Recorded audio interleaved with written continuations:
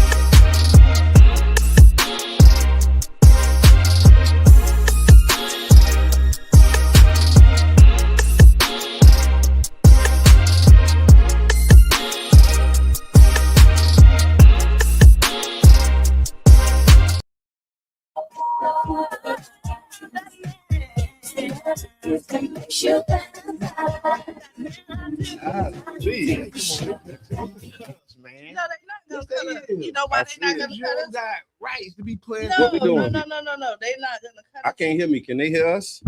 Yeah, and they heard all that doggone music that's copyrighted. No, but that's fine because I don't know what we're talking about. Are we on the air? Are we? Yes. Okay, so can we go ahead and just say welcome to the Tampa Bay Breakfast Club? I'm your brother John. This is Qiana. And I'm the one and only Mr. And back to what we were saying, is they not because we had looped.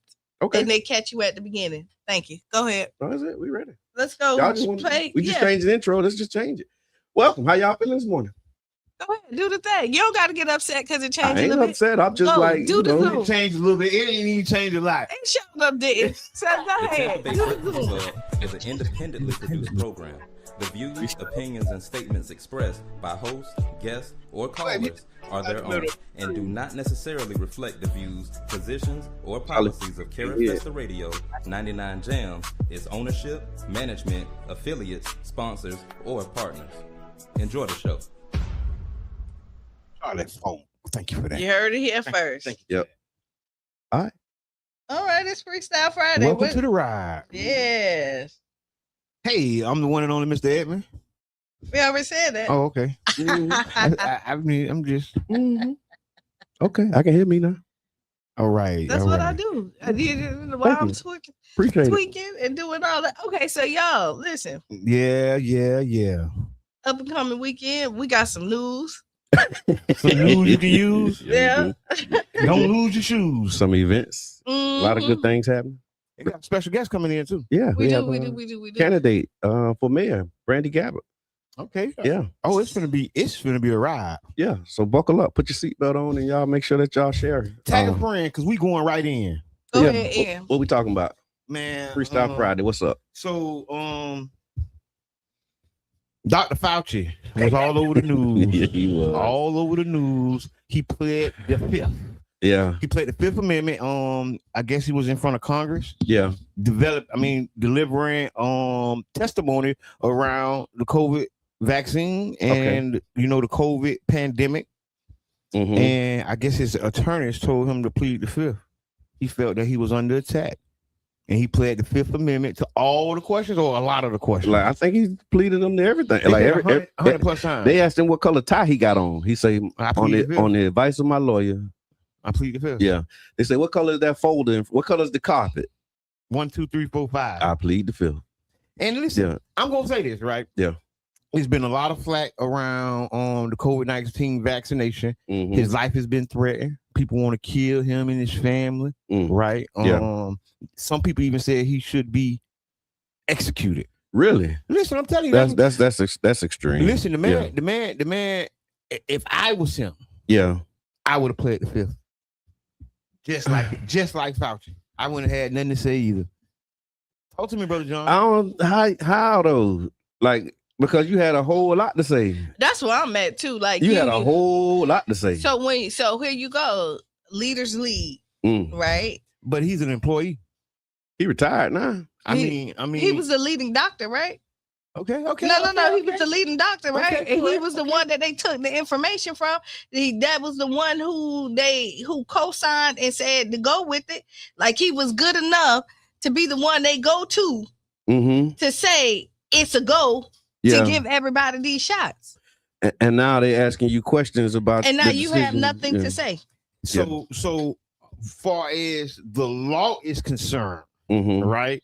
He has been pardoned by President Biden. Yeah. He had pre-pardon. I never heard of a pre-pardon. We're gonna pardon you before we ain't saying you did nothing, but just in case you did do something, we're gonna give you a pardon.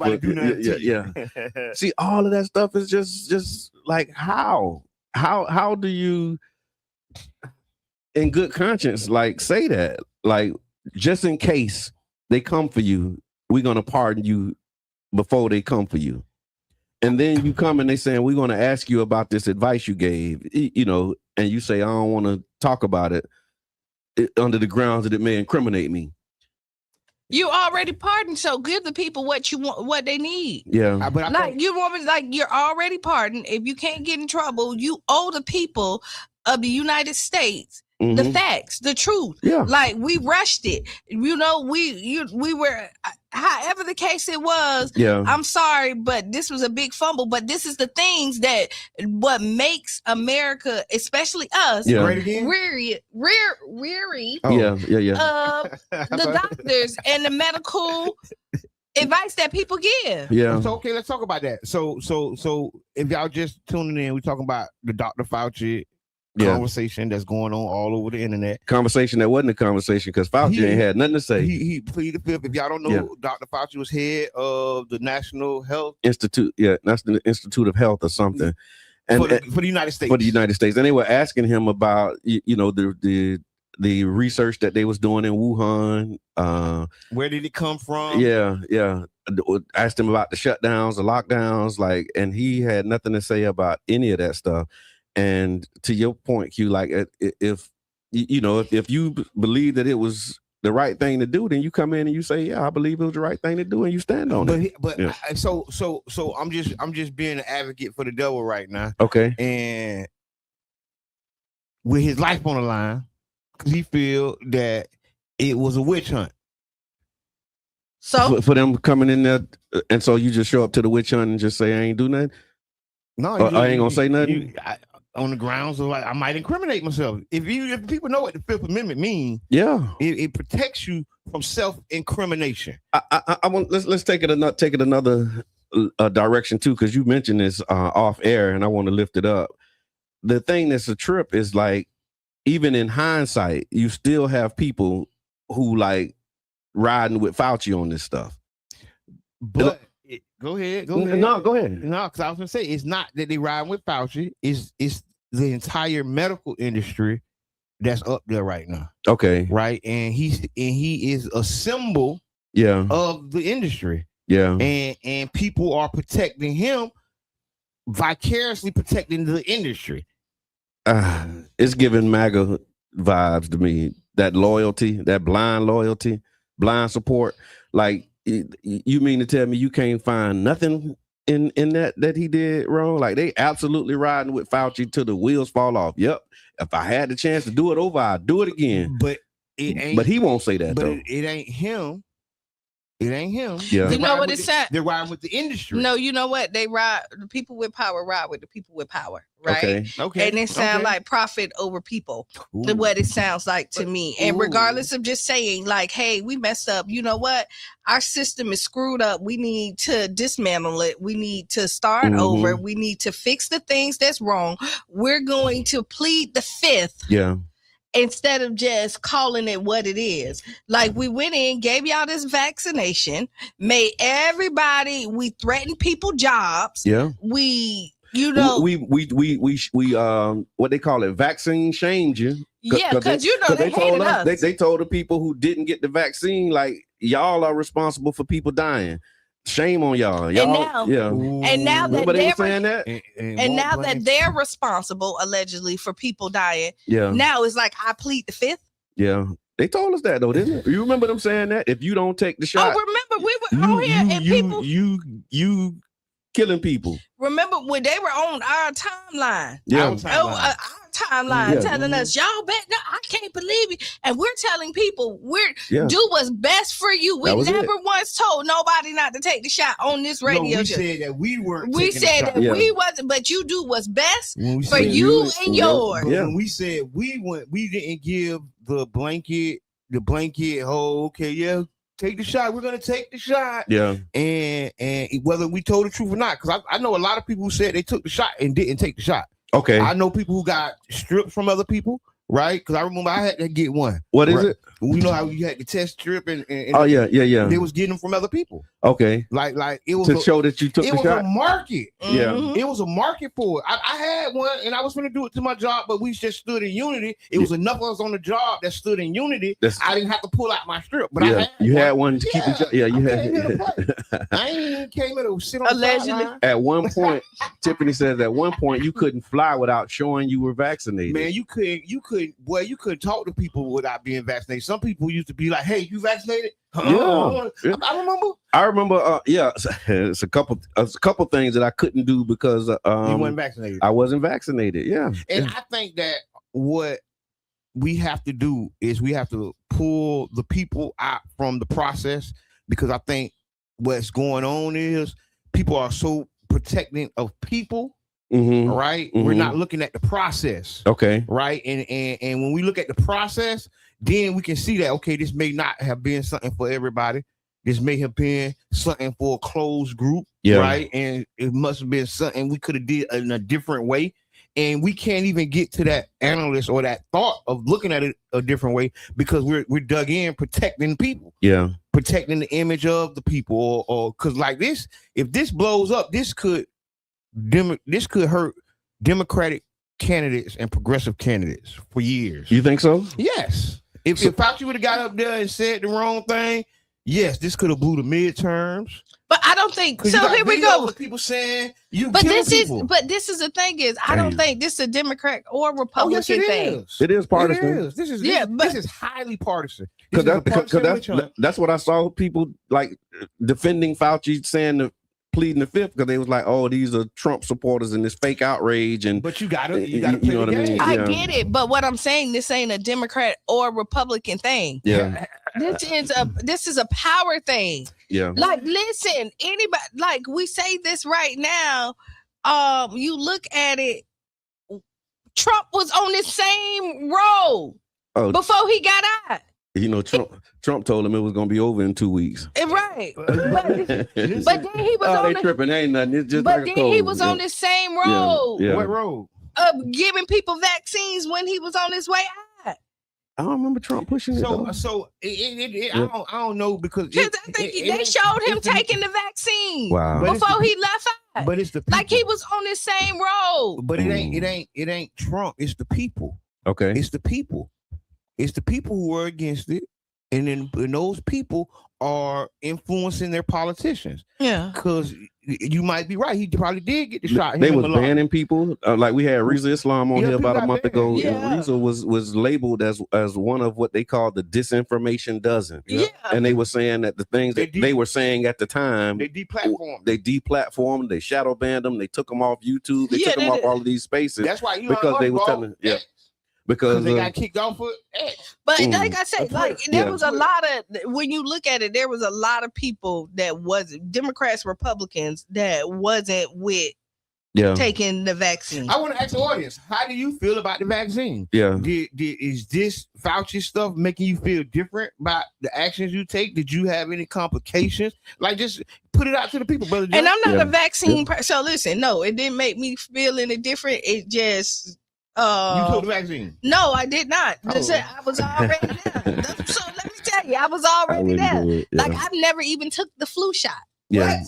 I've never had the flu a day in my life. What? That's my story. I never took the flu shot a day. And let me tell you, feel like you're making other people unsafe? No, I don't. I feel like other people is making me unsafe. You know, like let me tell you, true story. Other people got the vaccine, and the whole time I never once got COVID. Yeah. I was around everybody who got COVID. And y'all know I was pregnant during that time. Yeah. Like my clients had COVID. My whole family got COVID right after Juneteenth. Yeah. Juneteenth, everybody came home. We did Father's Day. Everybody got COVID. Yep. I remember that. Me. And I remember a Keith Sweat concert. Like it was after a Keith Sweat concert, and everybody came back from the concert sick. With COVID and sick. I remember that vividly because it was on my timeline. Yeah. Well, thank you. I want y'all to pay attention to the medical advice. Yeah. I slept in the bed. Let me tell you, I slept when Cheyenne got it. I slept in the bed with her because she was so sick. I never once got it, but she didn't take the vaccine either. So while we talking about medicine and the medical industry, there's also, you were saying, a lot of backlash that's coming from the Florida advice on like not drugging children and let's go letting the children go play. You know what I'm saying? And he eat healthy. Yeah. And I think this is another one of those political things, because it's a Republican and conservative saying. Okay. Progressives and Democrats don't want to listen to it. Yeah. But it's to me, from what I've heard about it as of today, it sounds like sound advice that we would take in a normal day. Yeah. A normal day, we will all take this sound advice from Attorney General. Yeah, somebody says, look, don't give your children drugs first. Look at their diet and get them to move around, go outside and play. Listen, that might help their mental health before you drug them. And people are like, who are you to tell me? Yes, my doctor didn't tell me to do that. And but what people don't understand is that sometimes the best interest of you and your family is stationed with you and your family. Yeah. And even when your doctor or the elected officials or whoever you listen to say something, you still have to process that through common sense. How many times you hear them in our community? They be like, they trying to get my baby Ritalin and I ain't giving them. Yeah. Oh, I ain't doing that. They crazy. We hear that all the time. And now they just don't like the messenger. But it's a check. It's a check. They go with it now too. And but it's it's a lot of people that still not. Some is, we don't subscribe. No, it ain't that hard. It's hard. No, it's hard. It's hard because it's a system out there, and you got to understand the system, and to act like there isn't a system out there, and that's the problem that I have. People have selective outrage and selective common sense, right? When it comes from their people or their political party, they'll throw common sense and out the window and just blindly listen to whoever's saying whatever they're saying. So here go Qiana. Yeah. I'm not loyal to any party. Yeah. I'm loyal to me and my community. Right. Yeah. And if it makes sense to me, I don't care if it's blue, purple, or black. That's where I'm voting at. Do you think people really agree with them on that, or they just holding the party line? Because people may really agree that drugs is the best first option. Some people may. You think people really agree that drugs is the best first option? Some people do. Some people are bought in and feel like that's modern medicine. Yeah. Some people are so educated that so smart till they stupid. That's what they don't understand is that an industry is a business. Yeah. So when they say the medical industry, they might as well say the medical business. Yeah. Right. The practice of medicine. Yeah. Right. Practicing. The practice of medicine. Yeah. So we have to understand that, okay, listen, we got to take information in and put it through a process. Yeah. And see if it works. If it don't work, if it feel good to you. I mean, look, let it go. I want to say that we're pretty smart over here, right? Yeah. And I know they do their research. There's countries that don't have as much as we have, and the lifespan is Longer? Very much longer, right? Yeah. Don't think they didn't do their research. Don't think they don't know what they need to do. It's what they want to do, and if they want to cut their profit. But see, this is the thing. People are set in their ways as far as, especially with medicine and their medication. Yeah. Right. And a lot of people haven't tried natural or holistic. A lot of people haven't tried changing their diet. Yeah. Right. That's sacrifice. That's you sacrificing what you want to do. And some people aren't with sacrificing. So what they'll keep eating the same thing they've been eating and just take their heart medication or just take their blood pressure medication. Yeah. You get what I'm saying? They'll say, okay, I'm still gonna eat my pork chops and my smothered gravy. Yeah. The grease with the flour. Yeah. What you call gravy? Yeah. That's grease. That's lard. Yeah. You get what I'm saying? And when it get into your body and then it comes back up. Yeah. Leave it in the pot and watch how hard it get in the pot and just imagine what it's doing in your body. And then you can't even pour it down the drain. You can't. They tell you not to. You can't even pour it. They tell you don't pour it in the drain, but it's all right to put it on your plate. Bro, John, it's an ordinance that they send it to this factory that we try to get out of our neighborhood. Yeah, for real. And you putting it in your. But long story short, thank y'all. Just please pay attention to what's going on. Yeah, that's it. We're in a microwave society, and that goes with our health as well. We want to instantly get fixed. Well. You know what I mean? You see that you want to instantly get skinny. Instead of giving people the tools to stay there, we give them the tools where they can take the shortcut, or they think the shortcut is to get the results that they want. And that's not always, sometimes the shortcut is the long way. Yeah. Yes. Right. Yeah. I grew up on Public Enemy. You can't trust it.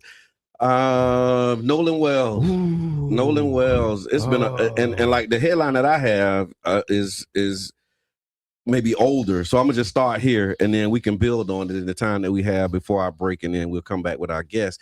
But an independent autopsy that has been requested by the family concluded that the cause and manner of death remained undetermined and unavailable for information. The pathologist stated that foul play could not be ruled out, but also did not conclude that foul play occurred. So they don't know what happened, is what they're saying.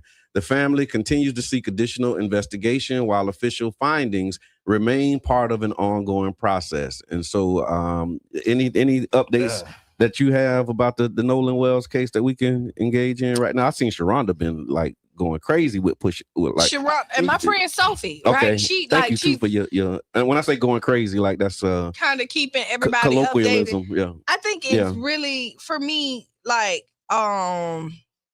it's very sad. Mm-hmm. And I know you don't want to rush and give people the wrong information, but it's crazy how, our society, like, they're attacking the parents, right? Just because, and because they want the answers. All the mama did is because the mom ended it, they haven't accused anybody. They just asked for answers. They want to know what happened to their baby, and they deserve. That's fair, yeah. Right? They are going to Google and giving her 1 stars for her business. Oh, they did. Oh, wow. Right. They're bullying her because she wants to know what happened to her baby. I mean, I think this is like more proof of what's going on in this society. Yeah. And I celebrate and salute the mom and dad for, walking this route, because it is going to be a dark route. Yeah. Because this has become a racial issue in a hyper-racial America. And it don't have to be. This is a crime. Them people gonna need security before it's over. Yeah. Did you see? Okay, let's just flip it. What was the girl here from Florida who boyfriend ended up killing her? Remember the white girl, they saw them. It was domestic violence. They was doing the camping, and then on the road trip. Trip. And then they ended up coming back to the family, got the mom and them all involved. I remember that. Yeah. Remember, and they got a documentary. I can't remember her name or anything like that. You can see the difference of the support of the families, because they asked for answers. Yeah. Compared to the difference of the support that they're getting over here. I mean, the outrage. What you mean? What? Go ahead. I mean, America protects their own. Yeah. right? You got 7 to 8, young, white, wealthy or upper middle class children on a boat. Yeah. And the black kid come up dead. Like it's the system itself goes into protection mode for them. Yeah. But that's so crazy because if it was the opposite way, all of them would have been arrested. The prosecution, but they would have been arrested. They wouldn't have been able, as soon as they left that island and that white boy didn't come home. Oh yeah, all of them would have been in jail. They would have called them suspects. They would have persons of interest, all of that. Yeah, the neglect. Oh, they're acting. It would have been so ugly. Yeah, and did y'all hear the tape? I didn't hear the tape. So, I saw an enhanced tape. Yeah. So there's a tape going around from Gabby. Is her name? Go ahead. Thank you. They called for a tow of the boat. And I guess they canceled it. But the phone call was recorded, and what's being said is that the beginning of the tape, you can hear him saying, Nolan is dead, is he all right, and yada yada, and a couple other things that has been enhanced. Yeah. So there's so many different tapes going around, it's speculation of what's real and what's fake, but the tow company itself has the tape on their website. The actual tape is available on the tow company's website. So they kind of washing their hands with it, like, hey y'all, if you want to hear it, here you go. And I saw some articles around like different news outlets and how they've edited the tape to favor the people who was making the call. I saw that as one of the headlines too. It was like some powerful parents involved. They doctored the tape so that it didn't sound like what it was. I don't know who the parents are, but some powerful parents are involved. Yeah. Because you can just tell by the things that are being done. Right. And how it's being spent in the favor of, because you can just report this stuff neutral. You don't have to be on either side. You don't have to slant it. You get what I'm saying? You can just say, okay, here's the facts. Y'all decipher it. Yeah. Right. But then you go through an extra effort of not displaying certain key moments of the tape and then playing music over the tape. You get what I'm saying? So it's things that's being done that don't gotta be done. Yeah, exactly. You get what I'm saying?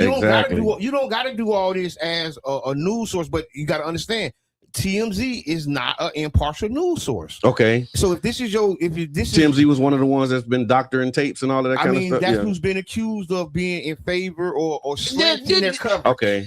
You can kind of tell that they're not neutral. Yeah. Like when they don't have to be. They don't have to be. This is like the Inquirer. This is like, I'm just saying, it's a gossip column. Yeah. But that's the sad point of American society or our community, because a lot of people are getting their information from TMZ. Wow. And because in their mind, it's a trusted news source. And honestly, a lot of people do it. Like you'll see stuff and they be like, the TMZ posted, and then they be like, okay, it's real. But TMZ ain't never say they was a trusted news source. They ain't say that they I say that people. Yeah, but people refer to them. But Entertainment Tonight is also a trusted news. No, in your mind, no. But I'm just saying, when you look at it, you know Men in Black did, right? Yeah. Remember, Men in Black used to look at the Inquirer, and that was the real news. That's what society has done, and it is mixed because the Inquirer newspaper owner also owns big news companies, so it is like a mess right now. But I'll say this, it's a lot more to come from the Nolan Wells tragedy. Ben Crump is on the job.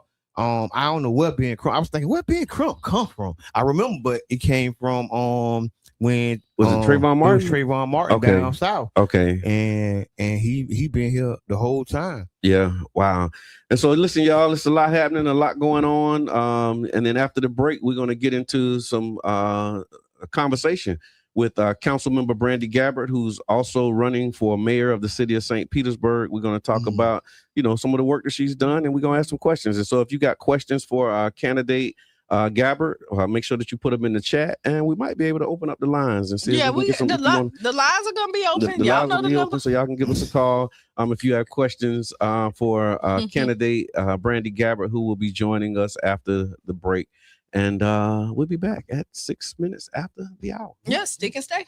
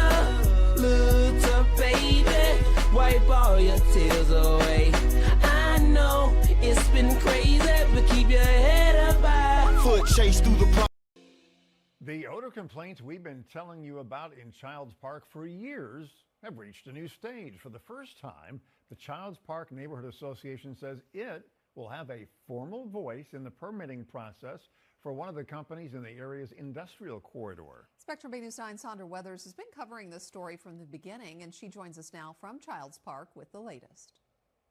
That strong smell is still very much an issue here. We got a strong whiff of it today as we were shooting video on the edge of that industrial corridor. Now residents are hoping they'll be able to do more than just file a complaint. They say they will get a chance to present their case and try to challenge a permit before it is renewed. Driving through Childs Park, you may not notice the smell at first until it hits you. It's like burning oil, gas, and in some cases rotten eggs. For years, Brother John Muhammad, president of the Childs Park Neighborhood Association, has pushed for answers about the reoccurring odors. Now, he says the neighborhood is taking its biggest step yet after a resident challenged the renewal of an air permit for one company in the industrial corridor. The Neighborhood Association successfully asked to become part of the administrative case. Brother John says that's a significant shift. We wanted to be included in as a party, or an intervener is the term that I'm familiar with now, to the lawsuit, so that we can actually have standing, be able to call witnesses, do depositions, cross-examine witnesses. This move comes after years of odor complaints. Our previous reporting uncovered pages of odor complaints made to the fire department, the city of St. Petersburg, and Pinellas County. Brother John says they're now focusing on one of the companies listed most in those complaints, Halco Environmental Services. Moving from the outside of the process, making public comment, to actually having a seat at the table so we can lift up our voices and have the association as an entity be a part of the process. Rachel Curran is the staff attorney at the Jacobs Public Interest Law Clinic for Democracy and the Environment at Stetson Law. She's representing the Childs Park Neighborhood Association. She says the administrative hearing will allow both sides to present evidence before the Florida Department of Environmental Protection decides whether the permit should be renewed. Like, it's akin to a trial where we're going to get to the bottom of what's causing this smell, so that DEP can finally make an informed regulatory decision upon the recommendation, hopefully, of an ALJ that makes the right call. Brother John says residents hope the process finally leads to answers and cleaner air for the neighborhood some have called home for decades. There are several companies inside of that industrial complex that have air quality permits. The Neighborhood Association says they targeted Halco Environmental Services because they believe they generated the most odor complaints and they're up for renewal. As for that administrative process, we're told it should be getting underway by this September. Of course, this is the story we will continue to follow. Reporting on scene in St. Petersburg, Sandra Weathers, Spectrum News. We did reach out to the Florida Department of Environmental Protection for comment and didn't receive a response. We also called and emailed the owner of Halco Environmental Services, but those requests for comment were not returned.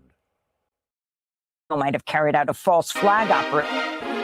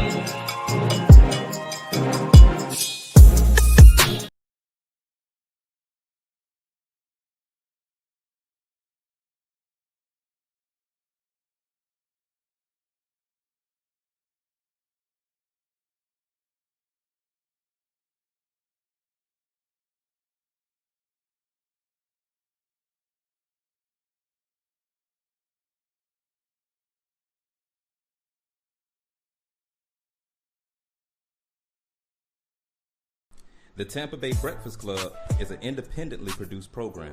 The views, opinions, and statements expressed by hosts, guests, or callers are their own and do not necessarily reflect the views, positions, or policies of Cara Festa Radio, 99 Jams, its ownership, management, affiliates, sponsors, or partners. Enjoy the show.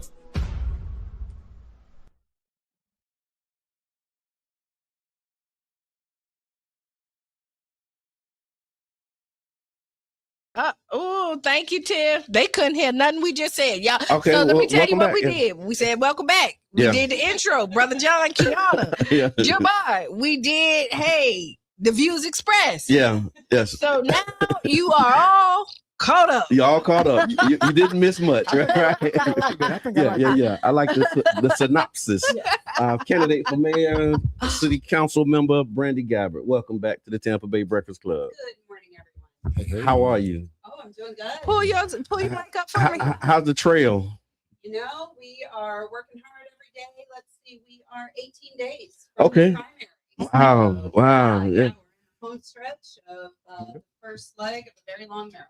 I hear that. Now, off-air production. Let us know. Can you hear Council Member Gabbard? Okay.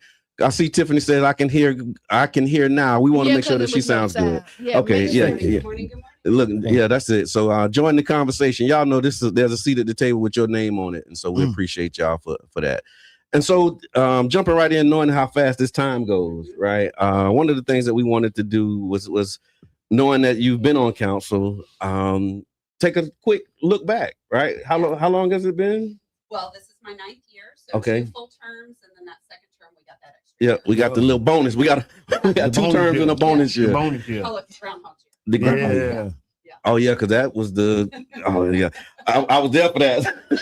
yeah. It did. So I had to stop myself. You got triggered. I did real quick too. real quick. And one of the things we wanted to lift up. She is a little low. Okay. So we'll do that. There we go. Thank you for that. How's that? I think that's gonna be a lot better. Jabbar on the screen. Yeah, we'll pick him up on this side. But we want to talk about some of the things that you've done and worked on, particularly the things that we worked on. We worked on some things together, and one of them was the African American Quality of Life study, as well as the possible addition of a Quality of Life committee. Yes. So would you mind kind of taking us down that memory lane? And So that was back in 2018 when I first came to council, and that really started on MLK Day. Whenever we all had the parade, we all were celebrating, and then the parade is over and we all go back to our neighborhoods and kind of go on with our day. And that evening, quite frankly, I saw on your social media a very different reality happening in your neighborhood than was happening on my side of the city. And I immediately reached out to you and said, let's talk. And so we worked together. We brought, I think Janet Michelle was involved in that at the time. Shout out to Janet Michelle. Yeah. And we eventually brought a discussion to our Youth and Family Services Committee to entertain the idea of an African American Quality of Life study based upon what we had seen in Austin.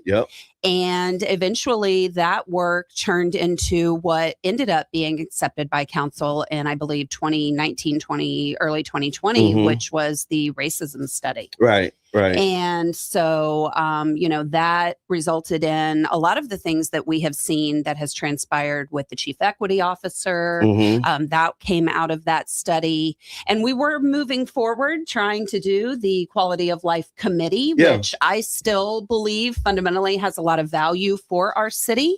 Unfortunately, Tallahassee and their culture war on what they call DEI initiatives has certainly made it much more challenging. But the intent was certainly there in the beginning, and I think there's still a lot we can take from that. And I was going to ask you, just thinking about like what came out of that, and what do you think still needs to be done as it relates to the study and the recommendations that were in there? Is there anything that we still should be doing? Because a lot of times we pass these things, we celebrate, and then these recommendations sit on the shelf. So what would you say would be some appropriate next steps for the next mayor of the city of St. Petersburg as it relates to the African American Quality of Life and the the equity office that has now been rebranded Community Impact Office. Yes. Next steps as a mayor, what would you do with that? I mean, I think there's still a lot of work that we have to do specifically around our Community Benefits Advisory Committee, our Community Benefits Ordinance, because some of that was all woven together. That policy work that we did, Jabbar,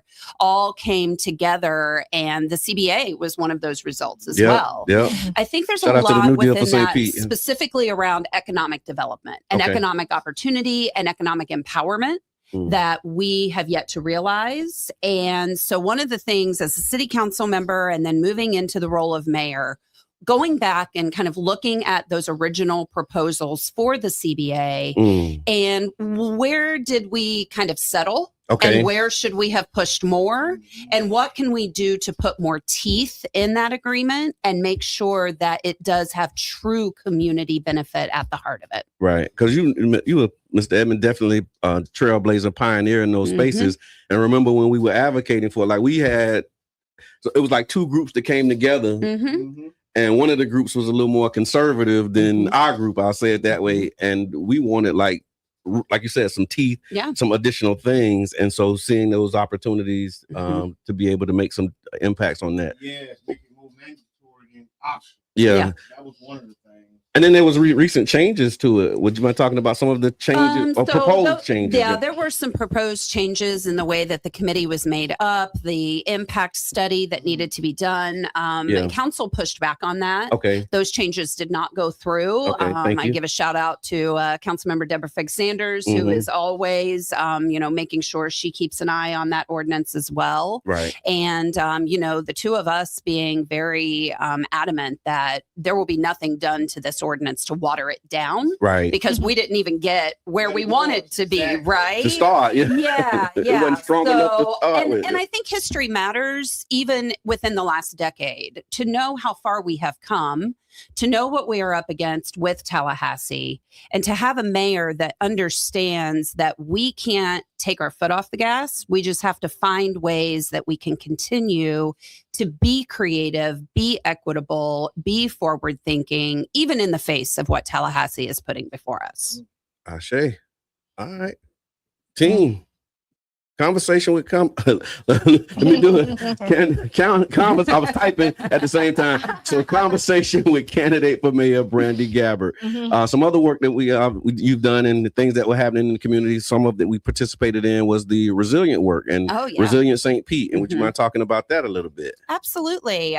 So even before the storms of 2024, and you were on council in those days, a lot of our neighborhoods were already suffering from flooding, not only from, tidal issues during storms, but even, sunny day flooding from king tides or, heavy rains. And so some of the work that was done, was really community advocate, grassroots based, coming to the city and asking for the city to start to pay attention to areas outside of just the coastal neighborhoods. Now, I come to this work with a vast experience because I represent coastal communities, right? I mean, my neighborhoods are all within the coastal high hazard. But there are areas right in the interior, right here in South St. Petersburg, that are ex-flood zones that people don't think would have any sort of issues with flooding. They were flooding long before 2024. And so we started working with the Tampa Bay Regional Planning Council and a coalition of neighborhoods across the city to design the Resilient St. Pete Action Plan that lives on the city's website today. You can go on, you can research that. And what it is a resident-led guidebook to tell the city what is happening boots on the ground. And that, for me, has always been step one. Because we need a citywide resilience plan to understand how we continue to be a vibrant city in the face of climate change, sea level rise, heavy rains, whatever you want to call it. But we had to start somewhere. And so, Kingston Street specifically, that street, I mean, flooding after flooding after flooding along Clam Bayou. And we're just being ignored, quite frankly. And so I remember your advocacy as the council member, as community leaders, Jabbar as the president of the neighborhood association, making sure that they had a seat at the table in that work.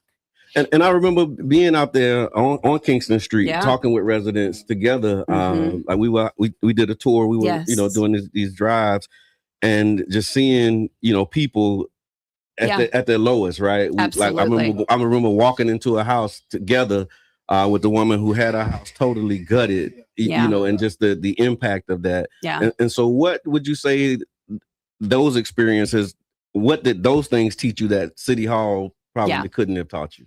Yeah, I mean, when you are in it with people, especially after they have lost everything, that I think it should live and resonate within you, deep within your being, to make change. Yeah. And to recognize that the issues that we are facing are not going to get better, and that this is real people's lives. These are the investments that they have made in their families, their homes, their properties in our city. And it's our responsibility as a city to find every way that we can to try to mitigate.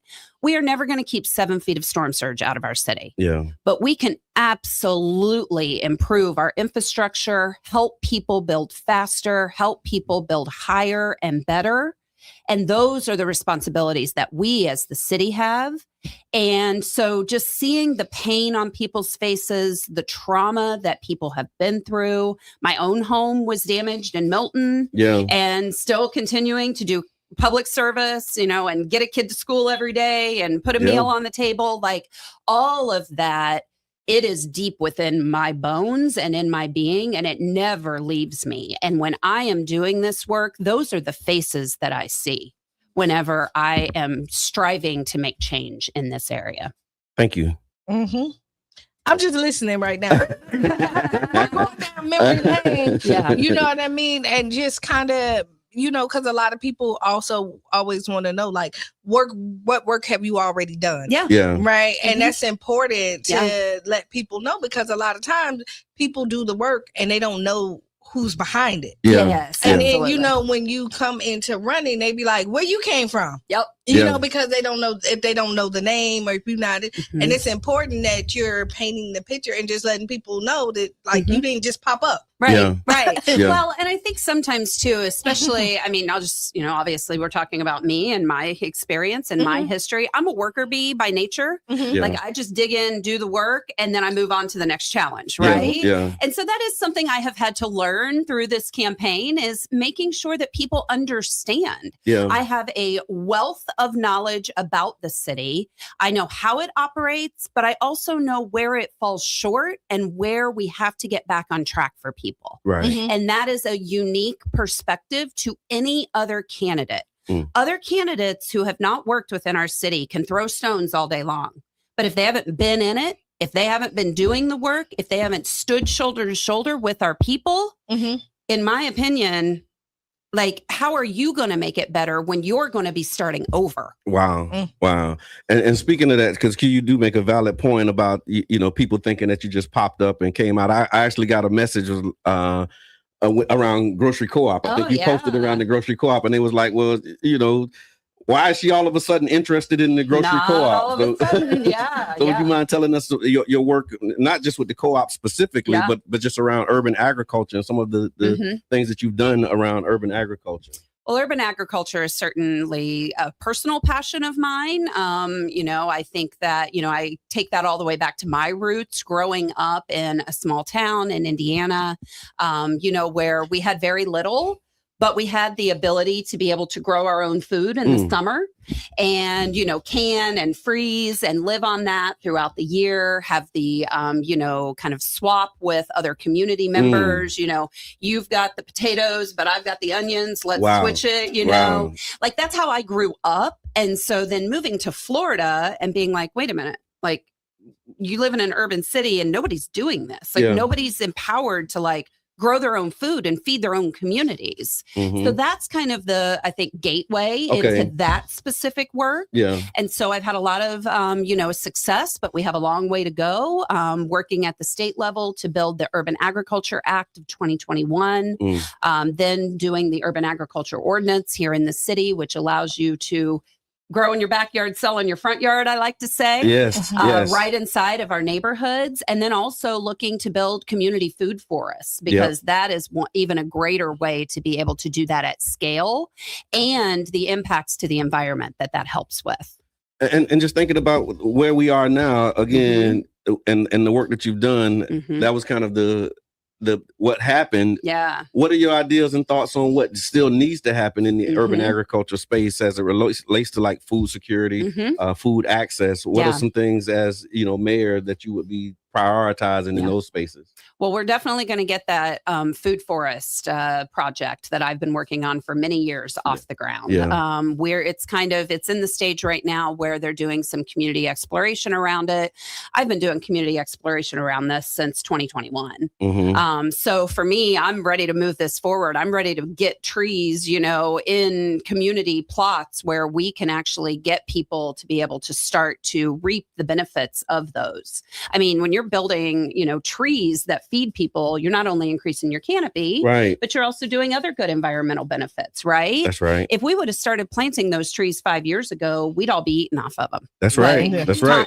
Time is slipping. Yeah. So we're going to get that project moving forward pretty quickly. And then I think also working on, making sure that throughout the city, we find opportunities, and we may never be able to recreate the exact magic of the St. Pete Youth Farm. Okay.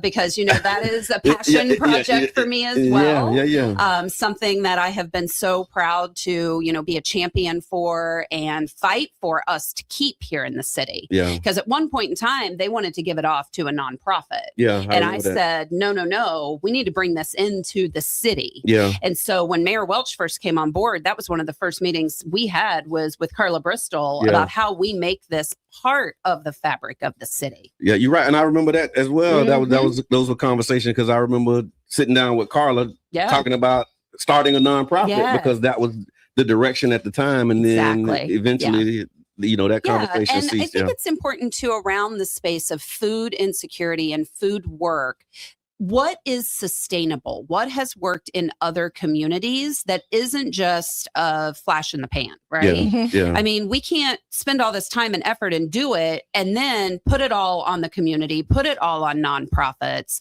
and then get upset whenever it falls apart. Right? People that are volunteers have lives, and nonprofits have limited bandwidth. That's true. We as the city, if we make this a priority, we can make sure that it's sustainable. And that's where I go back to with the co-op. Yeah. Sustainability. That's what Mr. Edmond always say, make it a line item in the budget. Yeah. That was one of his, anything that we talked about doing that new deal with St. Pete. And we need to make it a line item in the budget. I like to say you got to make it part of the mission statement, because if food security is not part of our mission statement, food sovereignty should be written into what we do. Yes. And housing. Yes. Yeah. Well, we do have a department for housing. We just need to ramp it up, right? Yeah. Right. There's not a department for food. That's right. That's right. So last thing that I wanted to really get through was this public conversation, and I saw one of the posts that you made about you were correcting some misinformation, and it was like an attack on the administration and how they handled the storms, and then you commented on it saying, "Wait, enough is enough." Why did you think it was necessary to step in and say, okay, you're going too far. We need to pull back on that? Yeah. I mean, listen, I have just as many criticisms of specifically Mayor Welch and how he manages communication around crisis conflict. That is probably my number one challenge with him from the storms.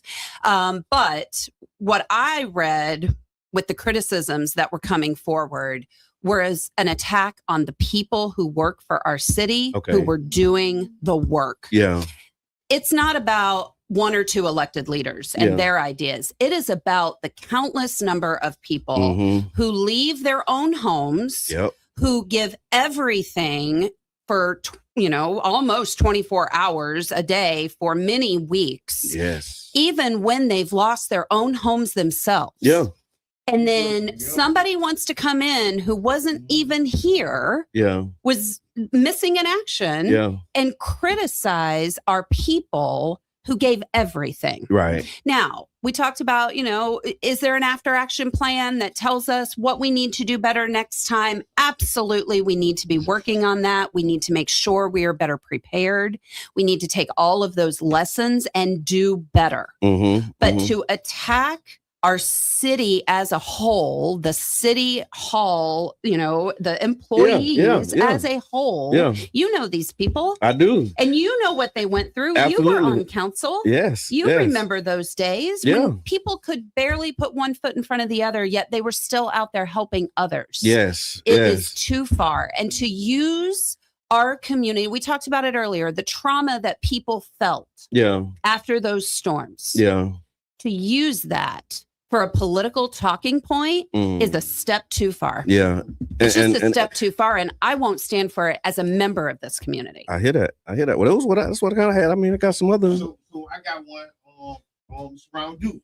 Okay. Yeah, because people are asking questions. Okay. So, we're gonna get we loaded. I see you. Thank you. So Duke, what is the future? I know today is the end of the contract. Yeah, it expires at midnight tonight. Okay. And so what is the pathway forward, and how we're gonna look at it? So it expires at the end of tonight, but the good news for residents who are concerned about that is that Duke will not turn us off at 12:01 a.m. tomorrow. Right. That's not happening. State statute and case law says that they must continue to provide service. So I don't feel a need to knee-jerk reaction on any sort of renegotiation, especially for a long term, without the results of the feasibility study. So that is where we are. We have approved the dollars and that process is moving forward. Now that process does live under the current administration. We as city council members will continue to keep an eye on that and push for that to be done as quickly as possible so that we can get that due diligence and information we need to be able to either make a decision to go a different way with municipal electric, or if it says that that is not feasible, what information can we pull from that to be able to do the best negotiation possible? But again, I have a lot of heartburn with being a 30-year agreement. Period. That just to me, and again, I almost relate it to people just want us to kind of jump into this agreement again, right? And just rubber stamp it. And I mean, when you buy a house, you sign a 30-year mortgage, you do your due diligence before you do that, right? It is the same thing. That's me putting my real estate hat on, right? And my negotiation hat. Those are transferable skills. Right, exactly. Like we wouldn't sign for a 30-year mortgage on something we hadn't looked under the hood and said, is this something we actually want to do? Does it have to be 30 years? I don't think it does. I don't think it does. So the second part of this question, then you have to go to the audience. Renewable energy, solar power. Yeah. Right? How do the city of St. Pete harness the solar power without giving it away to Duke Energy or to some third party? So it actually benefits the residents. Well, I mean, certainly the state of Florida does set that up to be very challenging. And so, I know probably enough to be dangerous. I think we're going to find some of those answers within that feasibility study because there is pieces of that will talk about renewable energy. The good thing is that as mayor, I'm really good at building coalitions. That is one of my strengths. I mean, we sit right here. We've done this work together, right? And so, working with organizations like the Southern Alliance for Clean Energy or the Solar Energy Loan Fund, working with different organizations who do this work to really make sure that the goals of the ISAP plan are being followed through and, finding out how we can be a leader in that space. Is there a renewable committee in the city like a solar energy committee? No, I mean, we just have the HERS committee, obviously, for city council. And so all of that rolls up under there. But there is not a separate committee at this time for the community. Yeah. And being a dump Duke candidate, what does that actually mean? for people who don't know, like, I think you say like the Don't Duke campaign is really, to their credit, grassroots organizers that have made the push for us to do this feasibility study. They gave us the leverage. They gave us the information. They armed us with all of that. And so, that's exactly what it is. It's a grassroots campaign, just like my mayoral campaign is a grassroots campaign. And we've had some very frank and honest conversations and some very realistic conversations about what may or may not happen. I have not made any false promises because, again, I don't have that feasibility study to know where we're going to be. But at the same time, I've made the commitment to exploring it. I've made the commitment to pushing back on public power and trying to keep those profits here within our community. And therefore, out of all the mayoral candidates, I'm very proud to say that they have certified my campaign, and I've enjoyed working with them, and I look forward to continuing to to Okay, I got one more. Go ahead, Mr. Edmund. Oh yeah. Well, are you going to take all the questions? No, that's actually one. So it's perfect. So he's in line with Miss Eva. Yeah, Miss Eva says, "What is Brandi's thoughts concerning Tropicana Fields for the future?" Yeah, I mean, pretty simply stated, I've led the charge on city council this year to request the mayor to pause selecting a developer.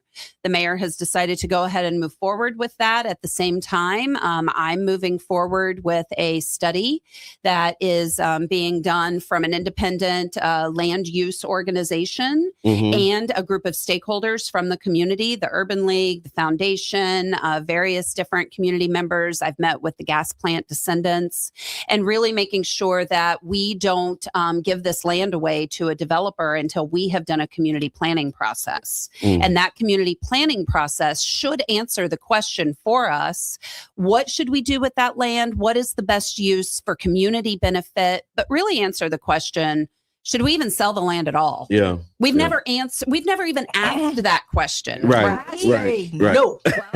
I mean, a lot of people are saying no, right? Yeah. And if you are listening, exactly. If you are listening to the community is asking us to pause. And that is every corner of our city is asking us to take, and again, due diligence. We have to do our due diligence, because once this land is gone, it's gone. And then we lose control of it. And yes, we can put things into agreements. But what we know is that master plan developments all over the country, about 70% of the time, last time I was doing my research, comes back within 5 years looking for major amendments to their agreement. The economy changes, construction costs change, all kinds of things can change. And so we need to do our due diligence. We need to make sure this is the right decision for us. And if at all possible, if we could keep that land, do land leases, things like that, I think that is the more prudent thing for the city to be doing. Amen. And then another question in the chat from UB Rhymes. UB says, what about jobs, industry, and economic sustainability? What are your thoughts? Yeah, I mean, a lot of that also goes through with my resiliency plan. Because there's a really unique opportunity for the city of St. Petersburg to be a leader in climate resilience jobs. These are high wage paying jobs. We have to work with our universities to make sure that our local talent is trained up for these jobs. But I'll give you a very simple example. A project I've been working on now for a couple of years. There is a construction trades program that is being sponsored by the National Flood Mitigation Industry Association. They are going to partner with St. Pete College to train up specifically around elevation of property. And so this is an area where right now there's only about 3 or 4 companies that do this work. Most of them are not from our area, and they are charging very high prices because it's a supply and demand issue. $500,000, a lot. Exactly.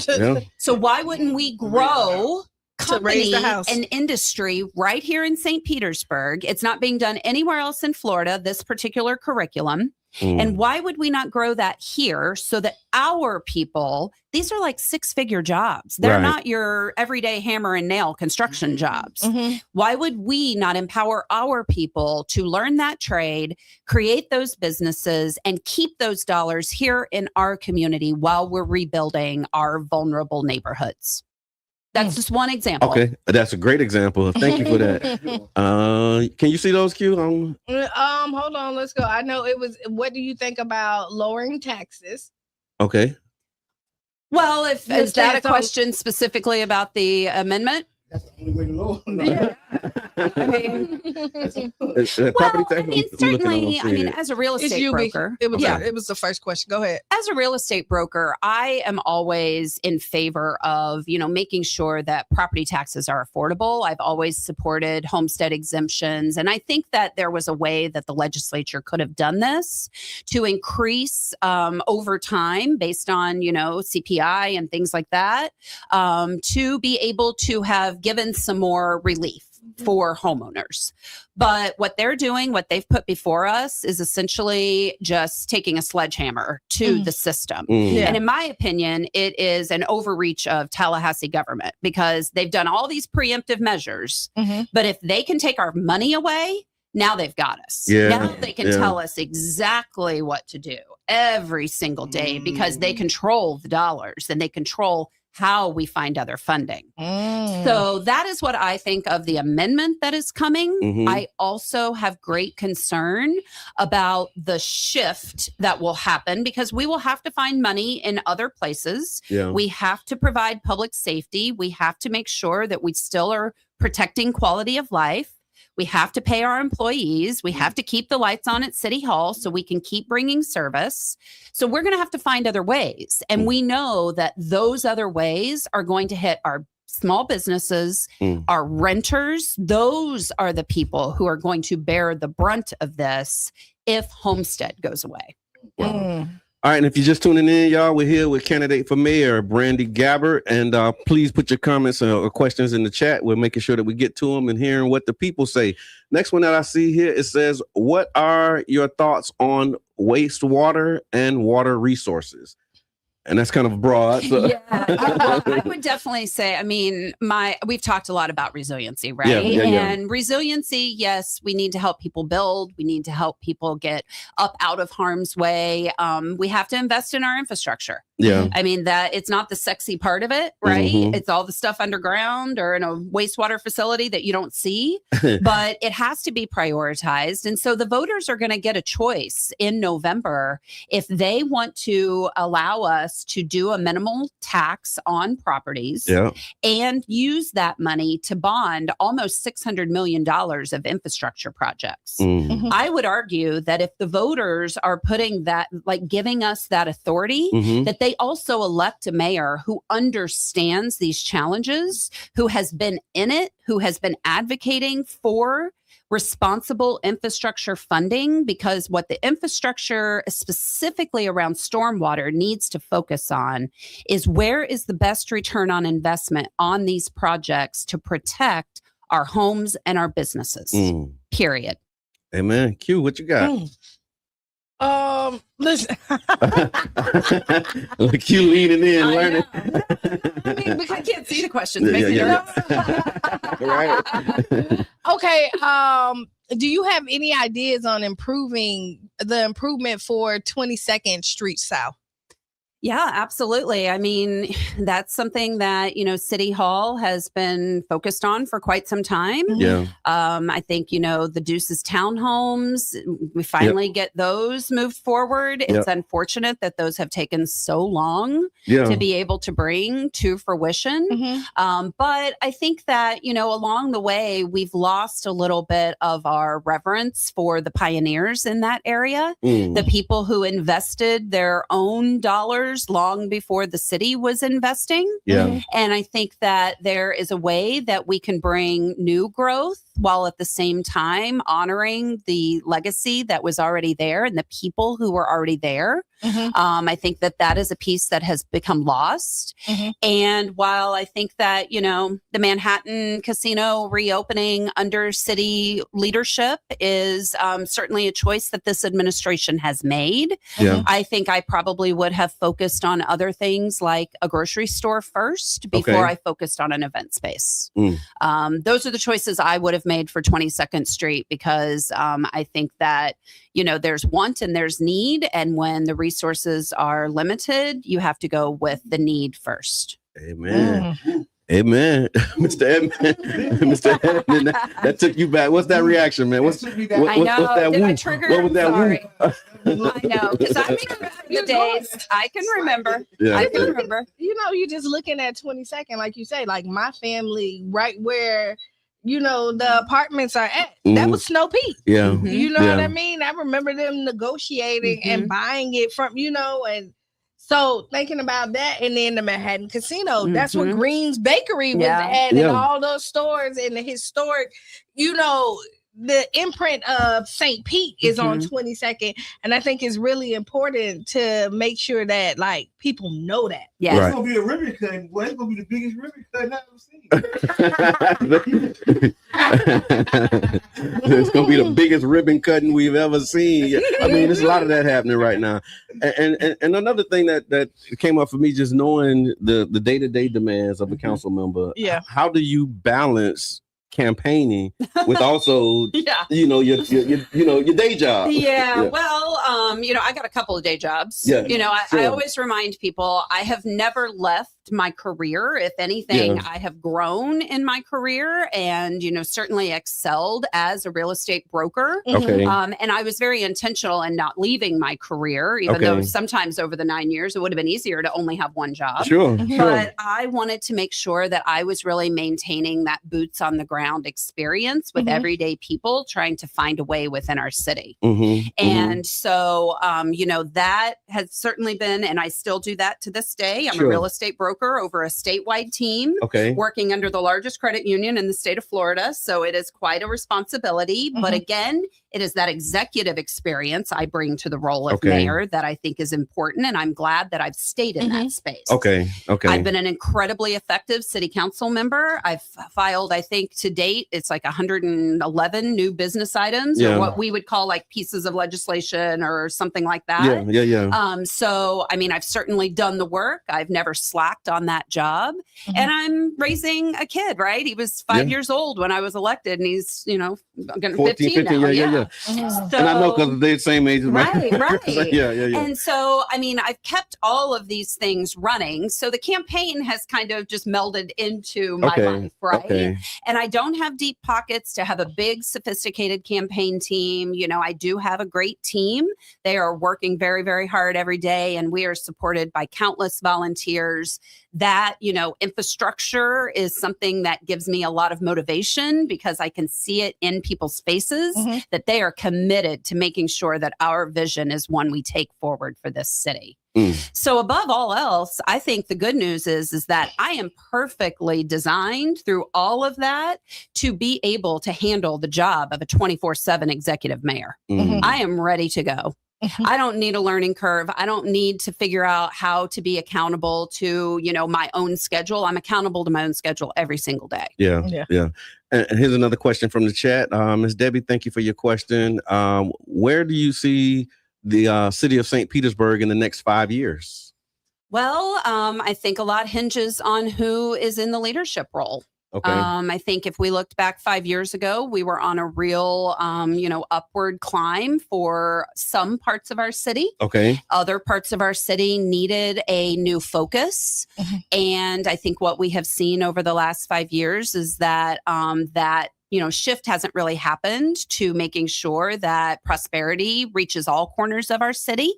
And I think that we need a mayor who recognizes that and who is willing to do the hard work to try to find opportunity for everyone who lives in our city and not just in the core. right? I hear that. And so it's going to take a mayor who believes that, who is willing to do that hard work.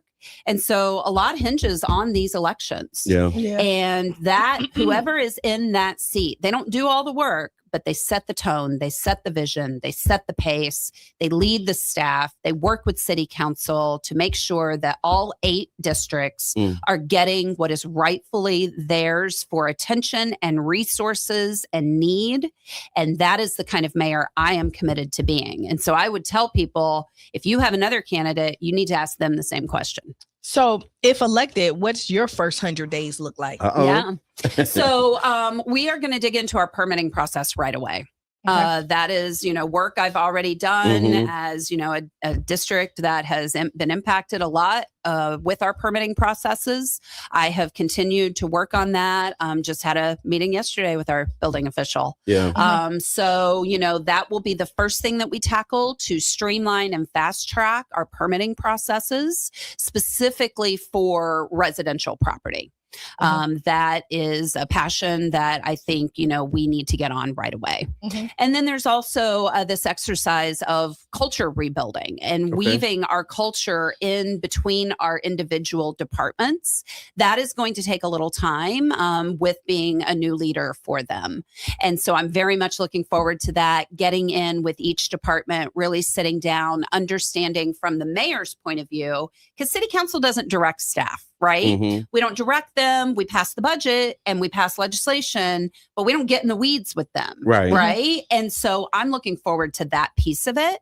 And then really starting to work with all 8 of those city council members to figure out what those priorities are for their individual districts. Because unfortunately, right now I live in the sunshine with them and I can't have those conversations outside of the dais. And I know there's a lot of things that I hear on the dais that I feel like they have priorities on or they're working on and maybe haven't been able to get across the finish line that they've wanted to.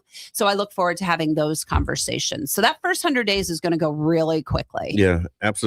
I think the South St. Pete CRA is another one that we need to talk about because of the work that you've all been doing with that 10-year look back. Right. We're talking about that budget and the money that sits within it now and the programmings. And so as mayor, I look forward to being able to get into that at a much deeper level and really figure out how those dollars that are being captured can really be sent out to the community so that we can make the biggest impact with those. Absolutely. And one of the questions that I thought about as we were sitting here, we talk a lot about the expertise that we have in the areas that, we're familiar with. What would you say are some parts of the city or parts of the organization that you're not as familiar with that you would have, to spend some more time learning about? Is there anything that you've identified? Yeah, it kind of goes along with right now, City Council is doing a management evaluation on the billing and collections department. And that kind of stemmed from what we saw with the water bills and the metering and all of that, that we still haven't been able to get to the bottom of. This council, that is the mechanism they have for exploring our departments and figuring out where those gaps are. The management studies, So that management study, I don't have the timeline for it, but it will be done, early next year. And while that is a city council study, it's then given over to that department. And so I look forward to working with those departments, not only, just to make their jobs easier, but to really figure out where those gaps are. And if it is funding for technology or infrastructure or processes, whatever it is, we just got to figure it out because right now it's such a pain point for everyone. And we cannot get to a place where we are having these thousands and thousands and thousands of dollars of water bills that people don't find out about until it's already there. Right. And then the process for trying to appeal that is this like strange, vague process that nobody really feels comfortable with or feels transparent. Right. So, yes. And if we, 10% or 50% higher than if we had automated metering, there is technology that if you were having a leak at your property, you could get a notification. Those are the kind of things that we need to do. Another question. What about the businesses that are outside of the CRA? Is there a plan for us? I mean, certainly, I think, business communities all over the city, small businesses struggle in different ways for different reasons. And so we do need to take a holistic approach for our small business community. Being that I've, been in small business for a very long time, I'm very sensitive to the issues of keeping the lights on, making sure you're making payroll, making sure you have the technologies that you have. And so I'm very open to finding ways, working with our business community, because I think a lot of times, I love the work that happens within the chamber and other places, but it gets siloed to just those voices. And we need to open it up to the actual business people who just got their heads down doing the work every single day. And how do we make sure that they can continue to thrive? So yes, that is a challenge, and one that we're going to have to find a way to be able to bridge that gap for them. And just in transparency, I'm about to lose my notes. This computer's about to die, and we still have 9 minutes left, but that's all right. And we don't need it to do what we need to do, but I just wanted to let y'all know we're going to do Freestyle Friday for real. There you go. And so I wouldn't be able to see the questions because it's like on the countdown right now. But for those who are tuning in, we're here with candidate for mayor and city council member Brandi Gabbard. She's covered the ground in a lot of spaces. One of the things that's another topic that's really big in the community is youth. And so youth programming, safe spaces for youth and opportunities. And so would you mind talking about how you've supported youth, and also what are some things that you see are needed, and what would you do to address some of the challenges that we're facing with our youth in the city of St. Pete? Yeah, I mean, certainly, I've got a 15-year-old, right? So I understand it's a very complex issue, and it's really a very challenging issue, I think, for city government, from, on that perch to really kind of come down to our youth and say, what do you need? How can we connect? And, the Dream Defenders have been coming to city council for 3, 4, 5 years now. And we brought this up yesterday in our budget planning workshop. Was, there's a section in our budget that talks about youth employment and youth opportunity grants and things like that. I have asked the administration to put together a spreadsheet that shows us every dollar and every program that the city is spending going into youth programming, because the Dream Defenders have brought this idea forward that we should use almost like our ambassador program or our youth stipend programs to employ youth within our community to spread all of these programs, because they're not going to listen to us. Credible messengers. Mr. Edmund mentioned that earlier. Adults, they're not going to listen to us. Old people. That's right. What do they know? Right. Right. But if another youth is telling someone, hey, come to this, do this, there's this resource, there's that activity, they're going to be more inclined to want to participate. Right. And so, we've heard a lot of different reasons why that has not been possible. I think that, we should really get serious about what that looks like and making sure that we can employ our youth to help us solve those challenges. Employing our youth to help us solve the challenges. That was a model that we brought forward very early. I remember we were doing community outreach and summer jobs for youth, and we it might have been like our first grant that we got through CDAT was to hire 10 youth to do outreach. I think it was Yes for Greenlight at the time. We would Greenlight Pinellas. And so that was like the first contract that we got, and we hired youth to do outreach, and so that was another part of the conversation with the Dream Defenders to be able to advance that, and they have been champions for youth. I want to ask this: mental health. Yes. There's been a lot of mental health challenges and a lot of mental health worries, right? People want to know, is there anything the city doing or can do around mental health?